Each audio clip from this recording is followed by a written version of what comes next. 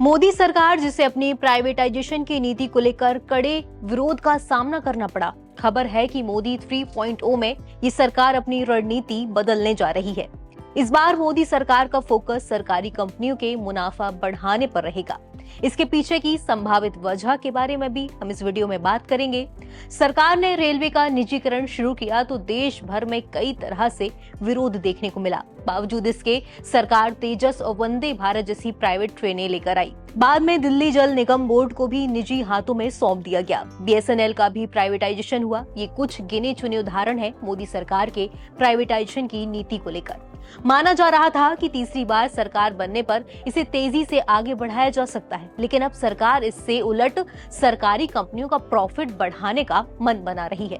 Reuters की एक report में सरकारी सूत्रों के हवाले से बताया गया कि सरकार 200 से ज्यादा सरकारी कंपनियों का मुनाफा सुधारने की प्लानिंग कर रही है, जो संकेत है कि सरकार निजीकरण यानी कि प्राइवेटाइजेशन पर फिलहाल आगे बढ़ने के मूड में नहीं है। मोदी सरकार ने 2021 में सरकारी संपत्तियों के निजी हाथों में सौंपने की योजना की शुरुआत की थी। सरकार ने बड़े पैमाने पर पीएसयू कंपनियों के निजीकरण का खाका तैयार किया था, लेकिन अब लगता है कि उसने फिलहाल के लिए इस योजना को ठंडे बस्ते में डाल दिया है। हाल ही में सरकार ने भारत पेट्रोलियम लिमिटेड के निजीकरण से कदम वापस खींचने की बात कही थी। अब बात आती है कि सरकार के मूड बदलने के पीछे का कारण क्या है, तो जवाब है जनता जनार्दन। दरअसल अप्रैल मई में आम चुनाव से पहले इस मोर्चे पर सरकार की रफ्तार धीमी पड़ गई थी। इन चुनावों में बीजेपी अपने दम पर बहुमत पाने में नाकाम रही। वो सरकार चलाने के लिए एनडीए गठबंधन के सहयोगियों पर डिपेंडेड है।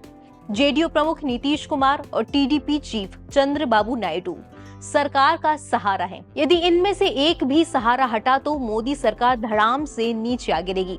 गठबंधन सरकार की अपनी मजबूरियां होती हैं, यानी मनमर्जी से फैसले नहीं लिए जा सकते। नीतीश और नायडू दोनों निजीकरण के विरोधी रहे हैं। ऐसे में ये संभावना तो शुरू से जताई जा रही थी कि इस दिशा में पहले की तरह बढ़ना पीएम मोदी के लिए आसान नहीं होगा। अब सूत्रों ने बताया है कि वित्त मंत्री निर्मला सीतारमण 23 जुलाई को पेश होने वाले बजट में नई योजना की घोषणा कर सकती है। इसमें कंपनियों के पास मौजूद बिना उपयोग वाली जमीन का एक बड़ा हिस्सा बेचना और दूसरे एसेट्स का मोनेटाइजेशन भी शामिल है। इसका मकसद चालू वित्तीय वर्ष में 24 अरब डॉलर जुटाना और इन्हें फिर से कंपनियों में निवेश करना शामिल है। एक अधिकारी ने बताया कि सरकार अंधाधुंध संपत्ति बिक्री से ध्यान हटाकर अब अपनी कंपनियों के आंतरिक मूल्य को बढ़ाने पर जोर दे रही है। सरकार अपनी मेजॉरिटी वाली कंपनियों में उत्तराधिकार की योजना भी शुरू करना चाहती है। साथ ही इन कंपनियों में 2,30,000 मैनेजर्स को सीनियर रोल्स के लिए तैयार करने के लिए ट्रेनिंग देने का भी प्रस्ताव है। साल 2021 में घोषित योजना के मुताबिक 2 बैंक, एक बीमा कंपनी, स्टील, ऊर्जा और दवा सेक्टर की सरकारी कंपनियों को बेचा जाना था। साथ ही घाटे में चल रही कंपनियों को बंद किया जाना था, लेकिन सरकार केवल कर्ज में डूबी एयर इंडिया को ही टाटा ग्रुप को बेचने में कामयाब रही। कुछ दूसरी कंपनियों को बेचने की योजना को से वापस लेना पड़ा। LIC में सरकार ने केवल 3.5% हिस्सेदारी बेची थी। साथ ही कुछ दूसरी कंपनियों में शेयर बेचे गए हैं। इंडिया रेटिंग्स के मुख्य अर्थशास्त्री सुनील सिन्हा ने कहा कि बहुमत नहीं होने की वजह से मोदी सरकार के लिए सरकारी कंपनियों की बिक्री को आगे बढ़ाना मुश्किल होगा।